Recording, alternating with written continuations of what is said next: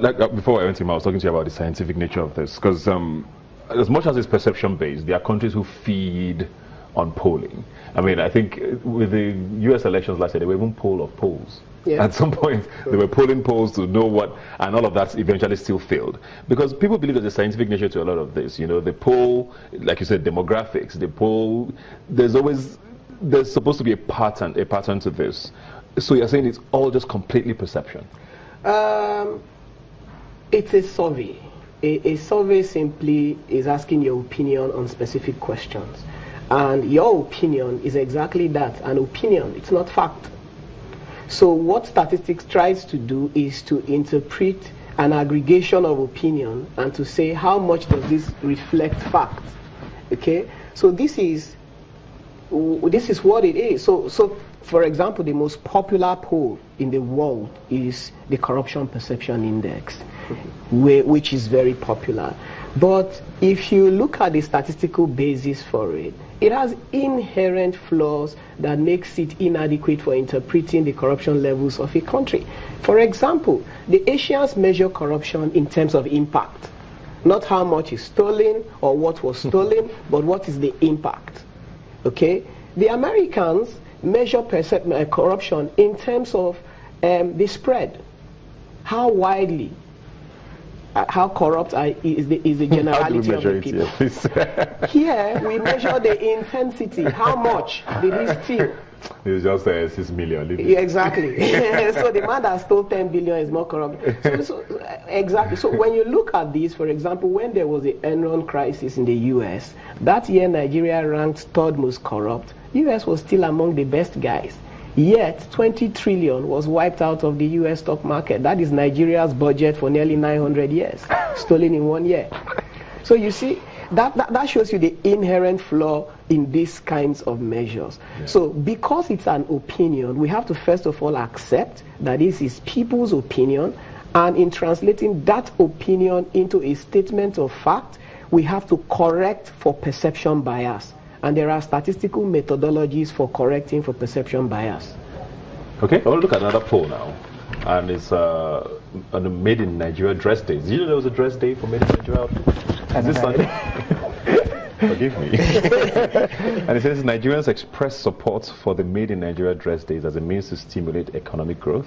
And 83% showed overwhelming support for it regarding that Monday and Wednesday should be proposed by the presidency. Okay. Would you support a thing like that? I mean, a specific day to wear Nigerian outfits. To be honest with you, I say to people oftentimes, it's like when I go into the banking hall and I see men and women wearing suits, I feel for them. I honestly it's a hot do. Country. I'm like, this is not fair. You do this Monday to Thursday. I mean, why do you have to suffer yourself this long? And I think that we don't even need Made in Nigerian Day to actually decide that, we need to support local, production.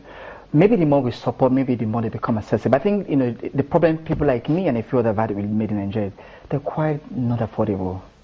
If I'm buying things for equally the same amount I'm buying things any other part of the world, where it's probably better quality, well made, good finishing, I would go for that than go for Made in Nigeria. Probably because we haven't understood the mass production way of things yet, isn't it? Yes, and it's also because even when we do, the cost of producing locally is quite expensive. It's still very, I'm a big fan. I've been doing Made in Nigeria before I didn't go Made in Nigeria. I wear Made in Nigeria a lot. But the problem is you cannot look at that and then think of the cost and then want to do this all the time.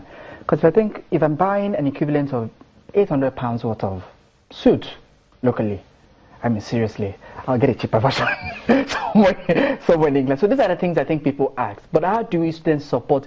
You don't only support Made in Nigeria, but what are the infrastructure available for people doing Made in Nigeria to ensure that it's accessible, it's cheap and affordable, and production is also very, good quality for people, where we can start exporting, beyond just doing for ourselves. But that's the mentality. We always want to do for ourselves. And if we're going to make money, it's not just by doing for ourselves only that, we're going to make money from. Yeah. To go back now to the poll I talked about sexual minorities now, what do you think is the reason for opinions like that to start shifting? Because most times, like you said, you do an opinion poll today, you find out a month later it's almost completely different, or you see an increase or a decrease. In an issue like that, what would have caused that increase in, in support for sexual minorities? See, the law in itself is set in a sociocultural and political context. That context is also evolving. We had a military rule back in the days, 1999, when our current constitution was created. We've been in a democracy since then to this point.